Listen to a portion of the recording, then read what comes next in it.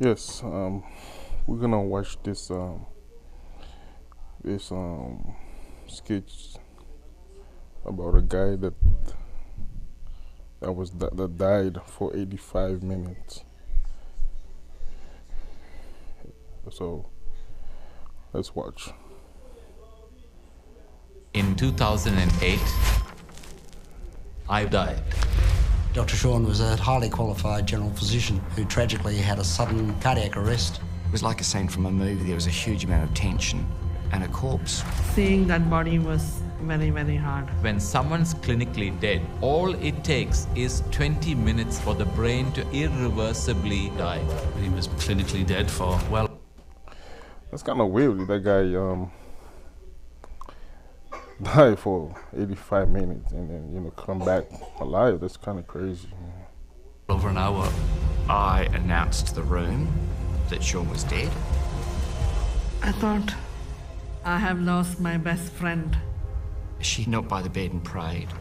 God, I need a miracle. It's an extraordinary story. I have never heard of that happening. Yeah, that's unusual. I've never seen that before. Absolutely couldn't believe it. I've never seen this before in my life. No one's ever heard a story anything like it. There's not just conjecture, there is proof. Shawn was dead. Miracle. Miracle Man.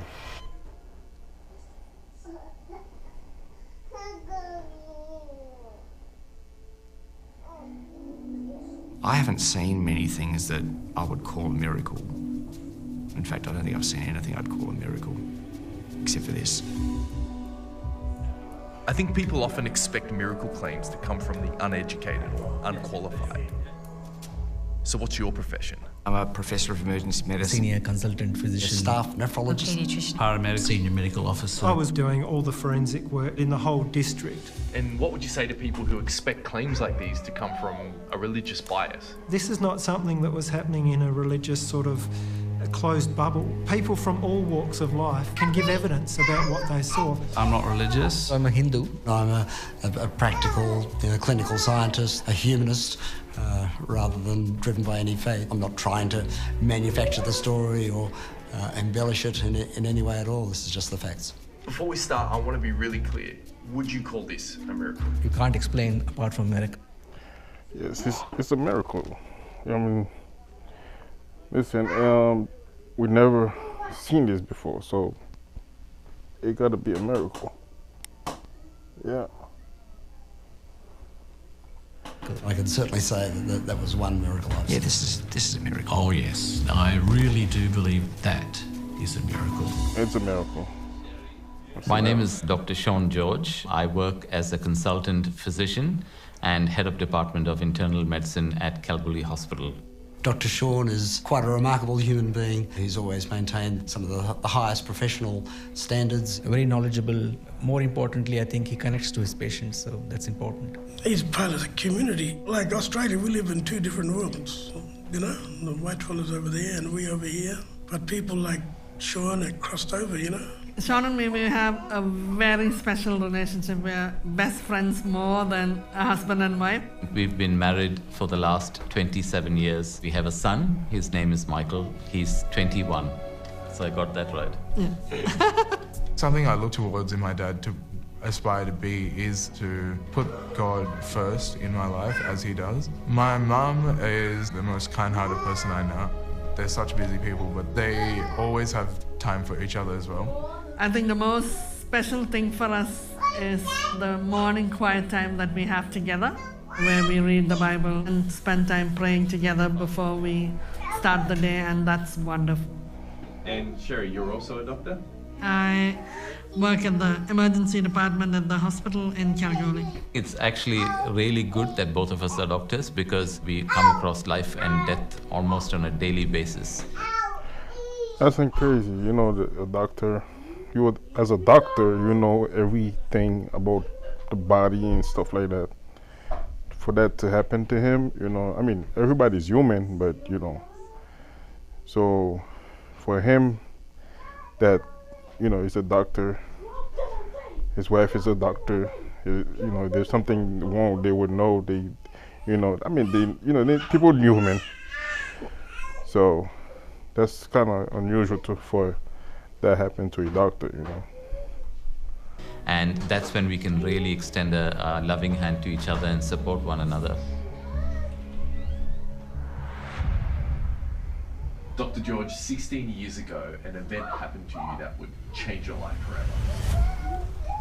Tell me what happened that day. It seemed like a very normal day to me. It was the 24th of October, 2008. We normally do about 5 diabetes clinics a year to Esperance, which is about 400 kilometers along the coast. And on Friday morning, I was returning home, and that's when everything happened. We started our journey at about 9:30 in the morning. It was not too long into the journey that I began to experience discomfort in my chest. It was not a pain, but it was just a slight discomfort, and I thought, oh, it must be something that I ate. So I continued to drive.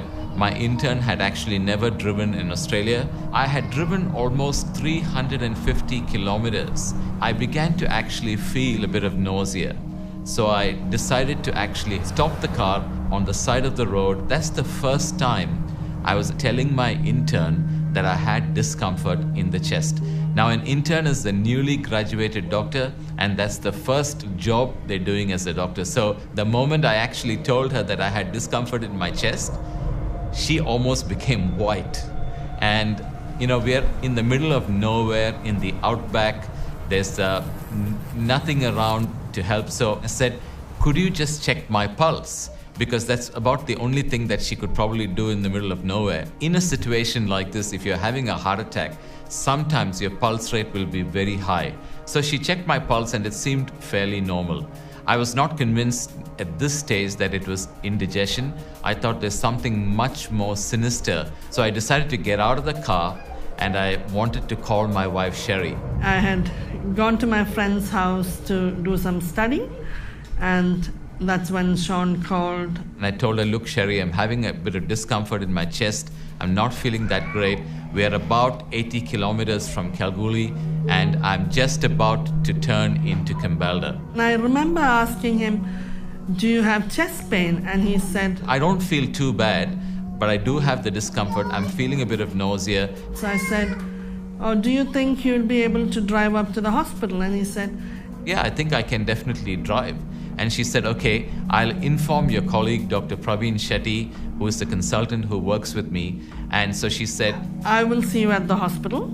Why don't you come straight there? And that was the plan.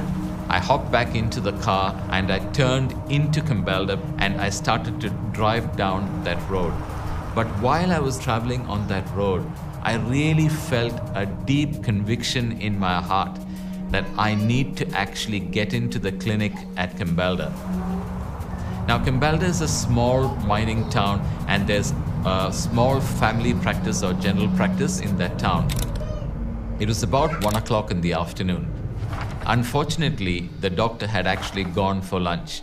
So as I stepped into the clinic, there was the receptionist and the nurse, and I explained to them who I am, and could I please have an ECG done? And they said, yep, no problem, come with us. And they actually did an ECG for me. And they actually handed the ECG over to me. Now, that's very unusual because normally, as a patient, the doctor will read the ECG. But because the doctor was out to lunch, they handed me the ECG because I was both the doctor and the patient. And if you look at this ECG, you will see that in lead 2, lead 3, and AVF, there's what we call as ST segment elevation. What it really means is that I was having a heart attack in the inferior wall of my heart. Now, you can imagine, I was looking at my own ECG. I said, oh my God, I'm having a heart attack. You know, that might seem really strange, but remember, I'm a doctor and I know exactly what that means. At this stage, I was getting very anxious, and that's the honest truth. Because I was not looking at someone else's ECG, I was looking at mine. Basically, at that stage, I started to actually have quite a lot of chest pain, and I told the nursing staff, can you please call the doctor who's at lunch and ask him to come because I need help. when he saw me, he said, "Sean, you're only 39 years old. There's no way that you're having a heart attack. You're probably having indigestion." I know that he was actually trying to calm me down, because at that stage, I was really getting stressed out and the pain was getting more and more. So when the doctor actually came, he said, "Let's go to the next room and let me do another ECG for you," and took me to the next room. And it so happened that that was the resuscitation room. I saw that right next to the bed, there was the resuscitation trolley, and on top of the trolley was the defibrillator machine. So I lay down on the bed there, experiencing quite a lot of chest pain at this time. And they were actually hooking me up to the monitor, and they gave me a shot of morphine, and still the pain was actually quite severe. I hadn't heard from him for a while, so I just thought I'll find out how he's going. And I called him, and the intern actually picked up the phone, and I said, "Can I talk to Sean?" And she said, "Oh, can you call back a little later?" And I said, "No, I want to speak to him now." And I got the call, and he said, "Sherry, I'm actually in Cambalda Health Center now. I have actually done an ECG and I'm having a heart attack." And I just couldn't believe what. That's kind of crazy as a doctor, you know. As a doctor, you see that he was having a heart attack. He didn't even know until the chest, they did the ECG, you know. What I heard. She was obviously quite shocked by that. And I said, "Look, they will bring me from the clinic by ambulance. I won't be driving anymore. Whatever you do, don't try and drive to Cambalda. Don't worry about me. Everything will be fine." So then here I was, I didn't know what to do. So I just rushed to the hospital to find Dr. Shetty to tell him that Sean was going to come because he wasn't well. As I was laying down on the bed, I noticed that my pain was getting worse. I looked at the heart monitor and I noticed that my pulse rate was going up. My blood pressure was actually going up, and I was thinking to myself, that's not good. And that was the last thing that I actually remember seeing. So Dr. George was working for you at the time. How did you get the news? I received a phone call from Cambalda. I was told that he'd had a cardiac arrest. It was quite concerning to me, obviously. I didn't want to lose my friend, neither did I want to lose my head of medicine. So I went down to the emergency department. Dr. Steve Dungy was working there. He said, "Sean's had an arrest and CPR is in progress. Will you go down there?" I really argued. I had a job to do at the hospital and I just felt like it was a waste of time. I said, I don't know where Cambalda is. I said, "I don't have a car." He said, "We can lend you a country health car and someone to drive with you down there." I think he was quite dubious about being any use at all because Cambalda was about 60k, so it would take at least half an hour to get there. I was the most reluctant person you've ever seen. I just said, this is a waste of time. He's either going to survive or he's not. And come on, man. This is your doctor. I mean, it's your best doctor you have, and you're gonna say this is a waste of time. Come on. If you have your best doctor, you know, that you trust in a problem, you should jump in the car, go and go help him out, you know. My presence at his resuscitation is not going to make any difference when I get there in 45 or 50 minutes. He'll be dead or alive, and I've got no ability to impact on the outcome. I think he'll be dead, you know. And he said, "Will you please, as a favour, please just go down." He's the head of medicine. He agreed to go, so I was very pleased about that. So I jumped into a car with a colleague, Dr. Reddy, and we trundled down the road. I did not break the speed limit. I didn't think there was any point because, you know, we're so familiar with this. I knew what the outcome was going to be. I thought I did. What I was told by the doctors who were there on the day was that I actually had a seizure, and that was it. I was in cardiac arrest. So the doctor and my intern immediately, along with the nursing staff, started to do CPR until they could actually connect me to the defibrillator. While my resuscitation was actually happening in Kambalda, Sherry actually received a phone call. Sherry, Sean's wife, was with me, and Ben Ansell was one of our good friend of both me and Sean. Dr. Shetty got the call and he was so stunned. I think he didn't know what to say. I got a call saying that we've got Dr. Sean George here, and he's had a cardiac arrest, and we have tried to resuscitate him, and we haven't been successful so far. I remember him saying, "What?" And he kept saying, "What?" And then he just said, "Sherry, Sean's arrested." Sherry got obviously very upset, and then we said, okay, we should drive down. It didn't make any sense to me because I'd spoken to Sean a few minutes ago. I didn't realize that it was that serious. I was shocked to actually find out that this person was my boss, Sean. So that was the shock. Wow. And then we got together, I was the driver, and we headed off 50 kilometres away to Kambalda. So when they actually connected me to the defibrillator, they noticed that I was in a shockable rhythm, which was ventricular fibrillation. When a person's got a heart and they initially go into cardiac arrest, the most common rhythm we see is something called ventricular fibrillation. It's chaotic electrical activity. What you need to understand is when someone's clinically dead, they can still be in ventricular fibrillation, because ventricular fibrillation means that there is no blood going out of the heart to the rest of the body. All the heart is actually doing is shaking. It's not pumping. So clinical death is not necessarily always a flat line as you'd see in the movie. It could be ventricular fibrillation, it could be pulseless ventricular tachycardia, or it could be a flat line, and sometimes there might just be a slight waveform, what we call as pulseless electrical activity. All of these scenarios means the person is actually dead. So the whole purpose of a defibrillator is to try and shock the heart so that you can bring the patient back to life and restore the normal rhythm of the heart. Now, in the normal protocol of doing advanced life support or CPR, you don't just keep shocking a patient. You deliver a shock and then you do 2 minutes of CPR. The machine analyzes the rhythm and tells you whether a shock should be delivered. And usually people may give 1, 2, or even 3 shocks in the hope that people would come back to life. And sometimes you even give more. And I actually have the actual log of the defibrillator here. And you can see here the first shock was given at 13:44. Then you see the second shock at 13:46. And in between this time, they were actually doing 2 minutes of CPR. The brain has a requirement for a lot of oxygen, a lot of glucose. And because when you're getting CPR, you're not getting the right amount of blood flowing through, cells start to die. As cells die, the chance of recovery goes down, and the chance of recovery with a significant neurologic impediment starts to go up.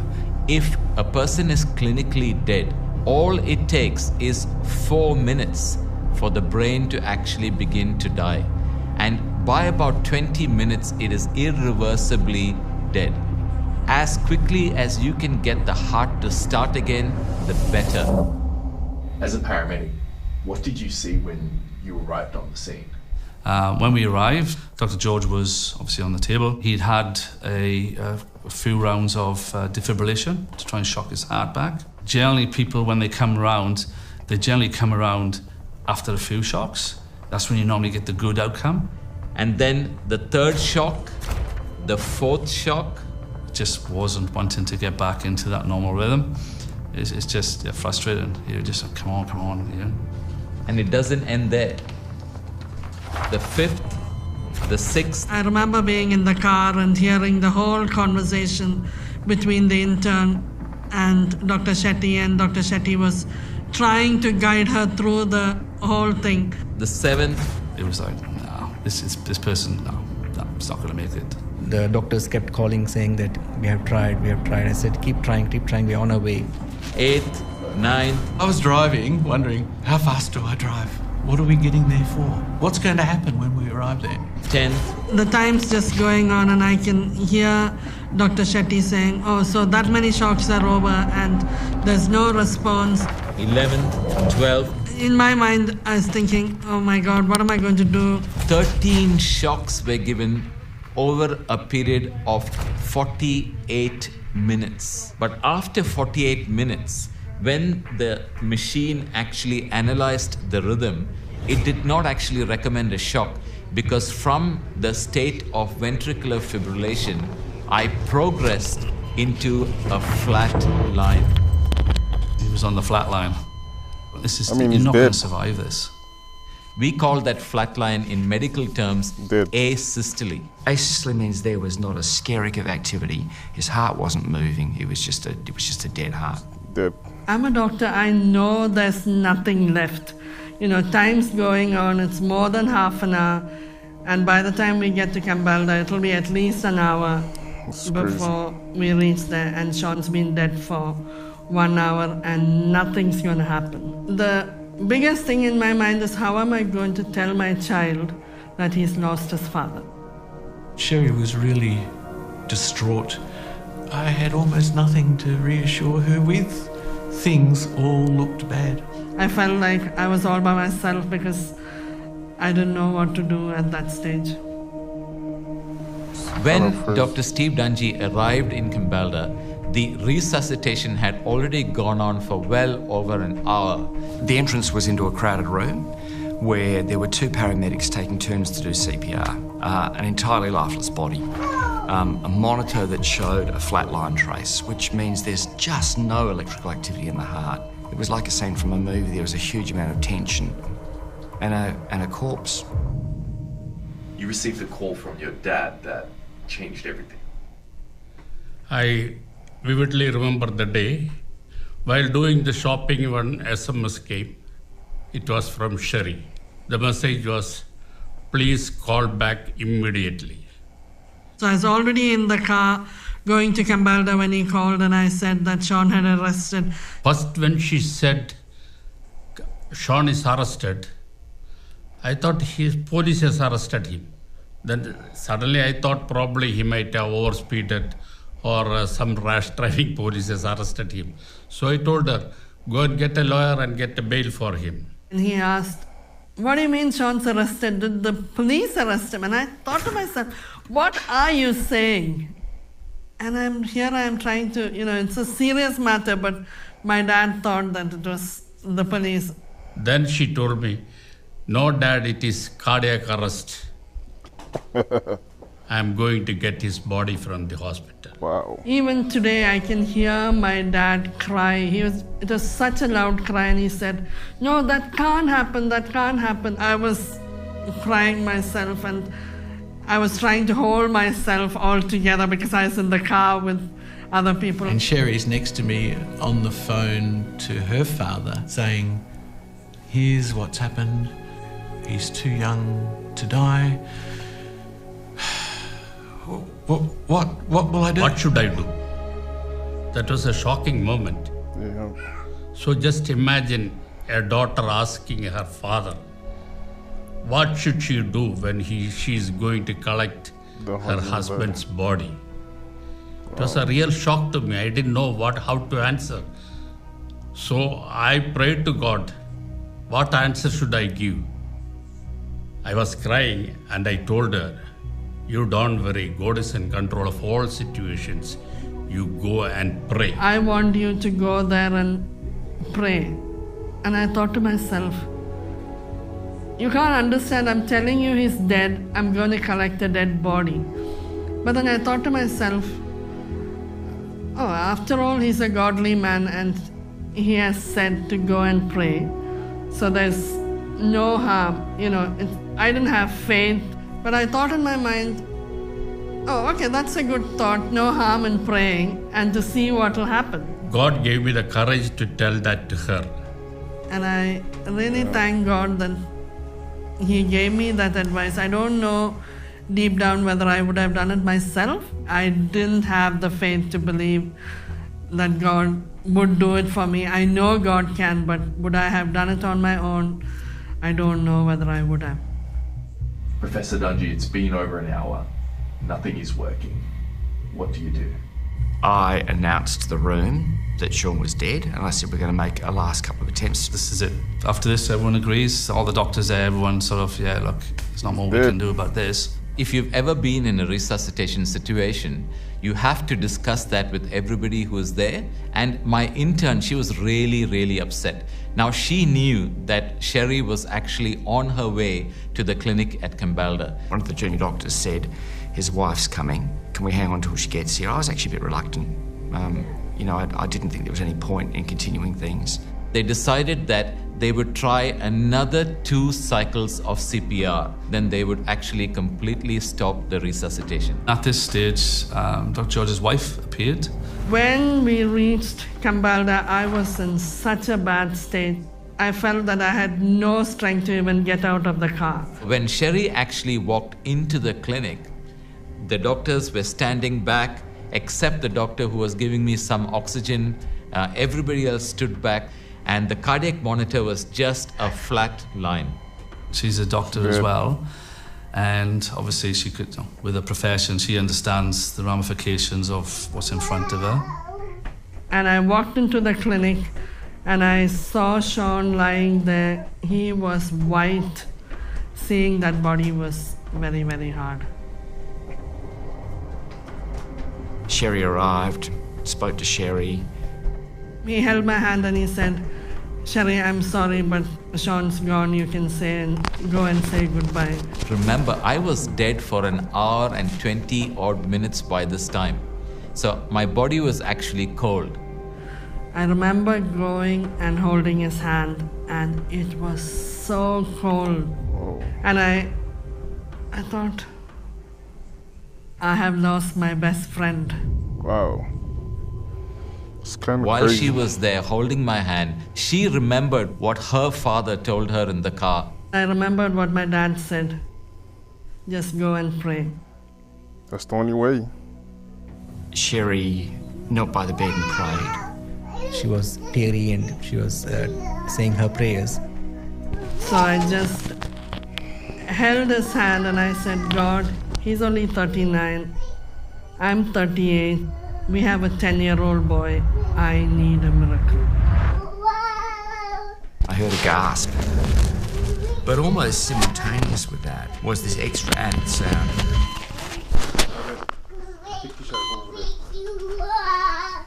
And then the next thing I know, there was so much of confusion, so much of noise, and I thought to myself, I'm just imagining, because that's what I would love to happen to me.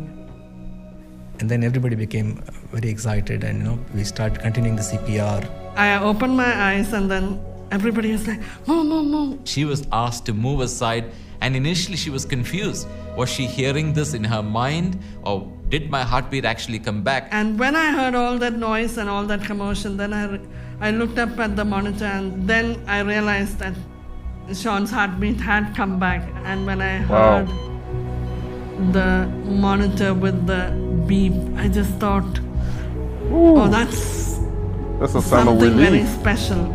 His heart started pumping. I thought, whoa, that's amazing. It was an amazing feeling to see the pulse coming back, to see the monitor showing his pulse back. So it's hard to describe. I turned around and his heart was beating very irregularly in a rhythm we call atrial fibrillation. Obviously now they couldn't send me to the morgue, and so they started to actually work on me again. He began to have pink froth boil up the tube, and I started giving really enormous doses of adrenaline to keep his heart going. And were you hopeful at that stage? To be honest with you, for doctors in my position, often that's just a problem. The heartbeat's back, you've got temporarily some kind of activity, but you pretty much know the writing's on the wall. It's not going to go anywhere. I said to Sherry, we need to get him back to Kalgoorlie. He's probably going to die. They decided that they should transport me from Kambalda Clinic to Kalgoorlie Hospital. The commotion was about, let's get things going. Transport, organise a police escort, get cold fluid and cold packs on him, let's cool him down. We jumped into the ambulance, we trundled up the road back to Kalgoorlie, me in the back seat, constantly bolusing large bolus of adrenaline, pink froth boiling out his tube. Me, Dr. Shetty and Dr. Ansel left in the cars, and Sean came by ambulance. And even on the way back, I was talking to Dr. Shetty and I was saying, I really don't know what's going to happen ahead. Wow. When I finally arrived at Kalgoorlie Hospital from Kambalda, almost like a dead body, I was told that a lot of my friends, colleagues, nursing staff, they all came down to the emergency department and actually said goodbye to me. Everyone who was anyone in the health department in the Goldfields was in the emergency department that afternoon. They wanted to be there as Sean was taken out to sort of pay their respects. So they've wheeled him out. I see them like push Dad in on the stretcher, and he just had a lot of machines like hooked up to him, and it was just pretty scary because at that age I didn't really understand what this all meant. And it's almost like a guard of honour of all these people lined up along the sides of the corridor as Sean's slowly brought through. I had seen that once before in my work where there was an underground explosion, and it struck me that that's sort of what was happening here. They were saying goodbye.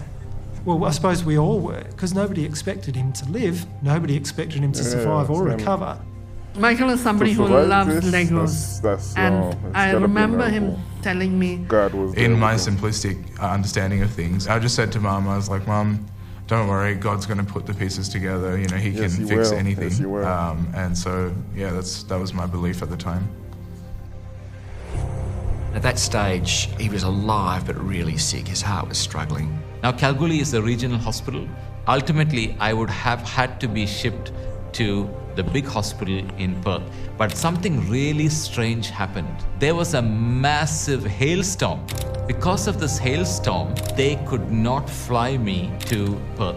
It was going to be some time before the RFDS could take him to Perth. Because Kalgoorlie is a regional hospital, we can't actually look at the arteries supplying the heart, put in a stent if it's required. The best that we can do is a clot-busting drug. I remember Dr. Dungy coming back and asking, I said to Sherry, I'm going to give him some thrombolysis, it'll probably kill him. This is a clot-busting drug. Figured that was the best thing I could do in the circumstance, but there's pretty good evidence that if you use thrombolysis in this circumstance, it's boom or bust.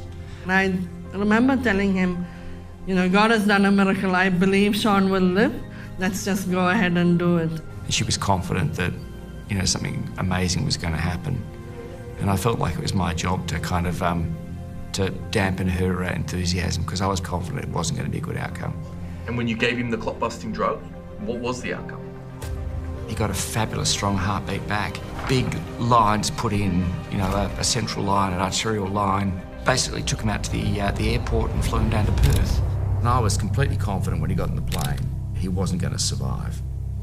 For patients who have been arrested for a really long period of time, the other organs in their body don't work anymore. Very often their gut is dead. They have a brain that is swelling every hour, getting more and more swollen and crushing itself. These guys tend to die in less than 24 hours. Wow.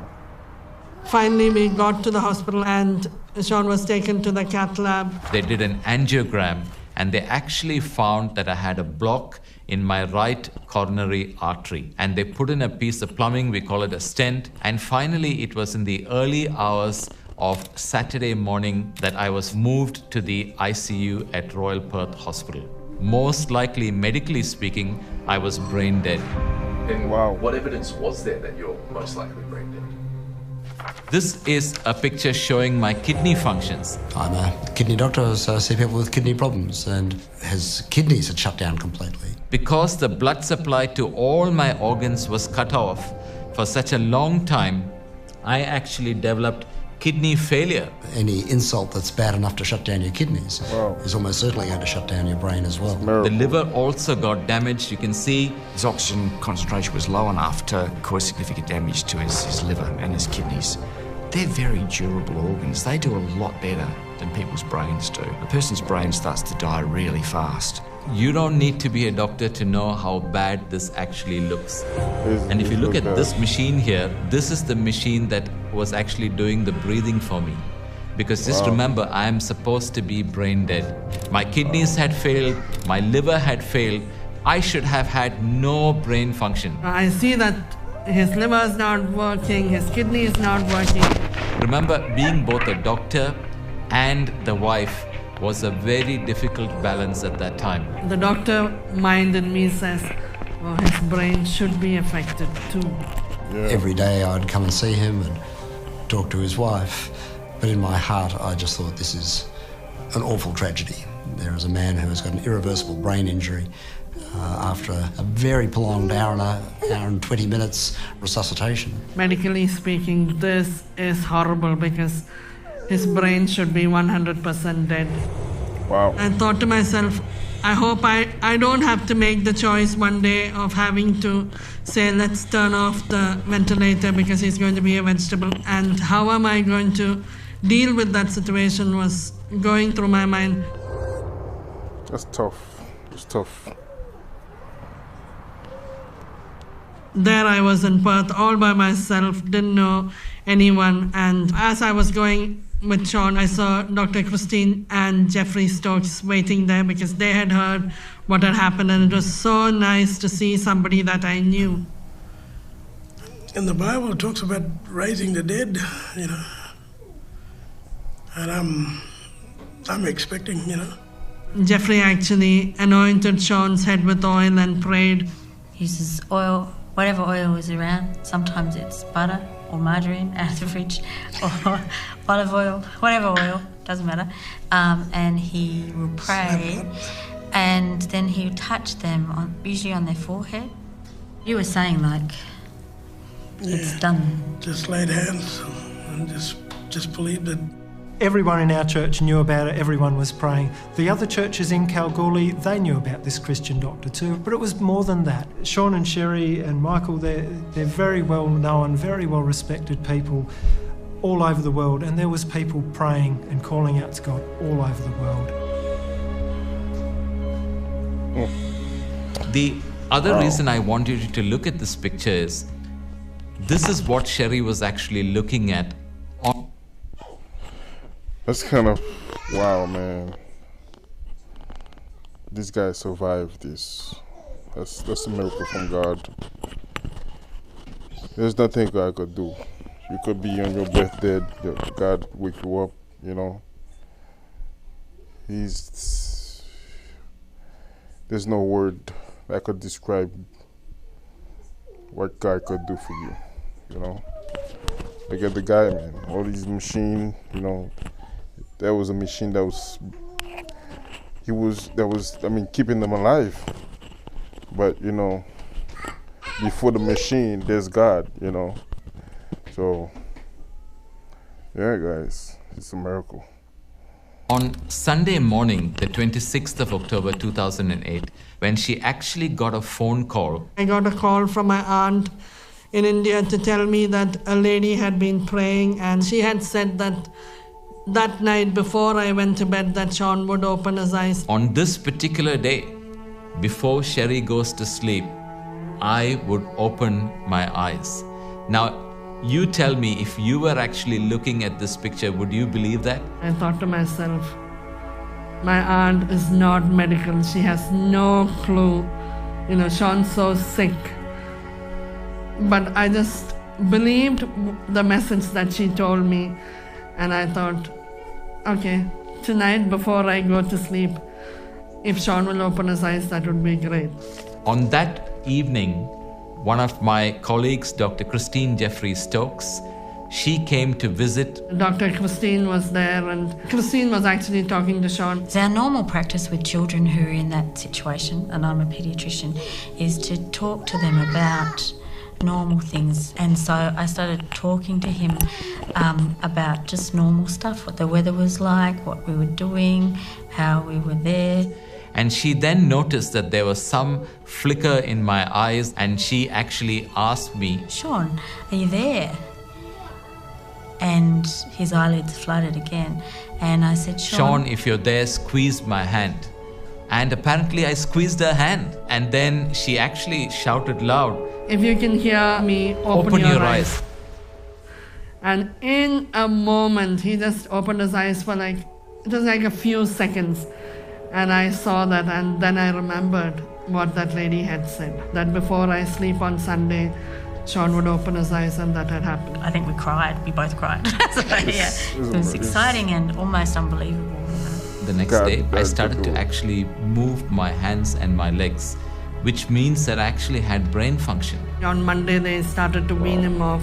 And by Wednesday, they were actually able to take the tube out of my throat, and I began to breathe on my own, which means that my brain was functioning. But it's what happened next that shocked everyone. Wow. I've rarely been as shocked. It was, yeah.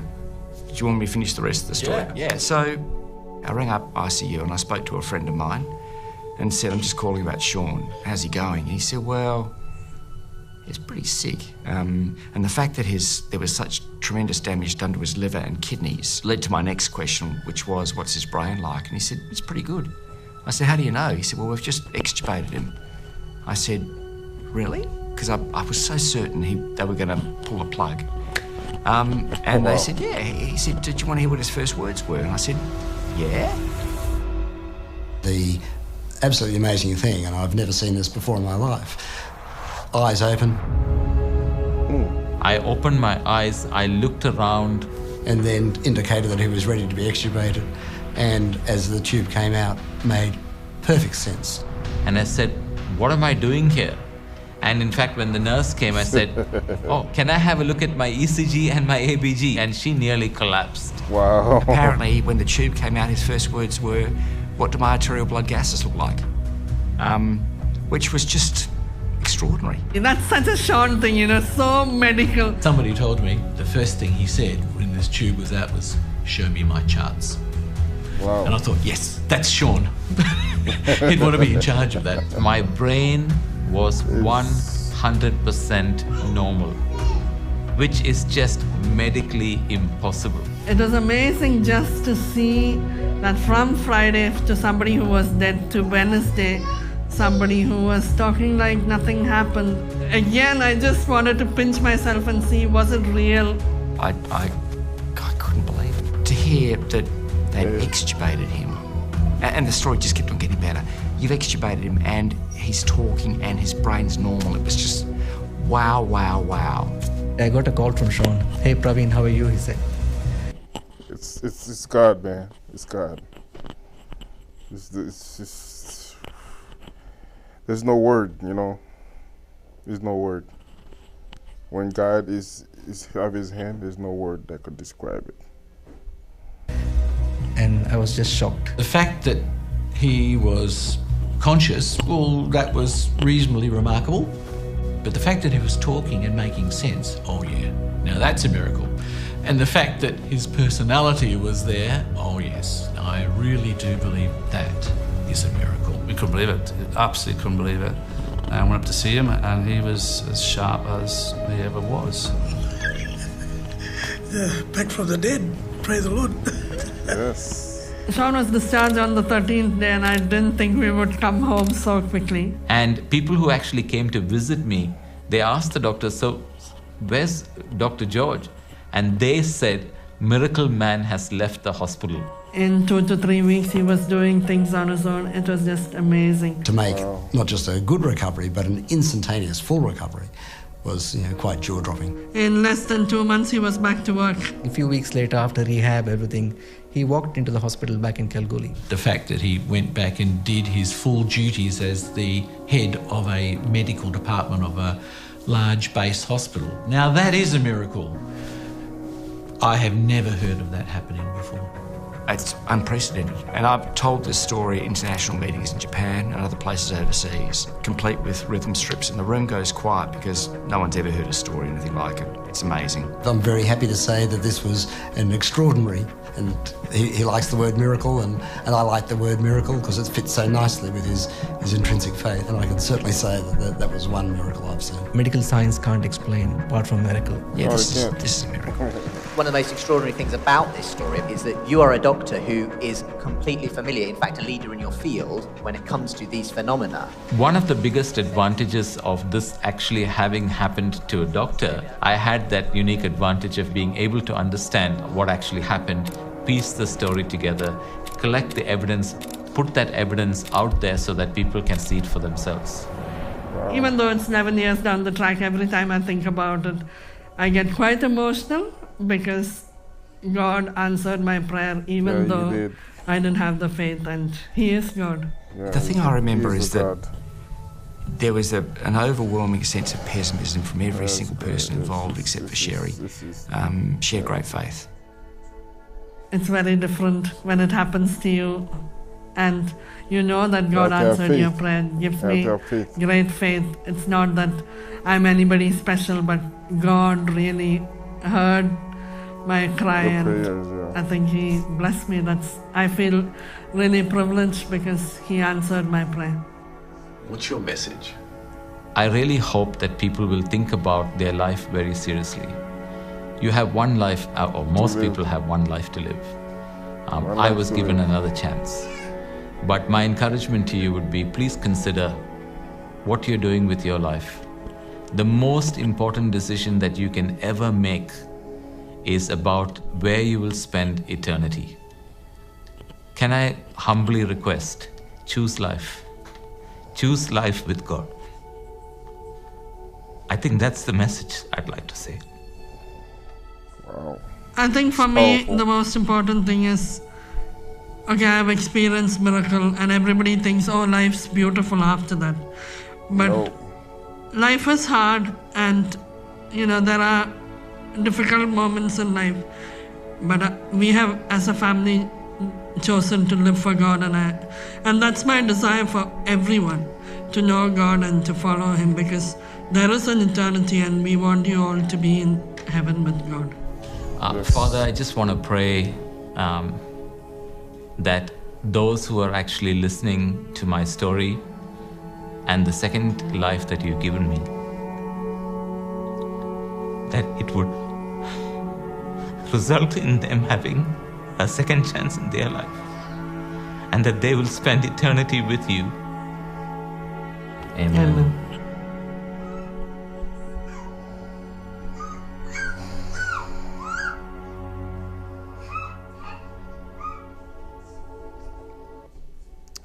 Wow, that was nice. This is life-changing. Please subscribe to the channel. Comment,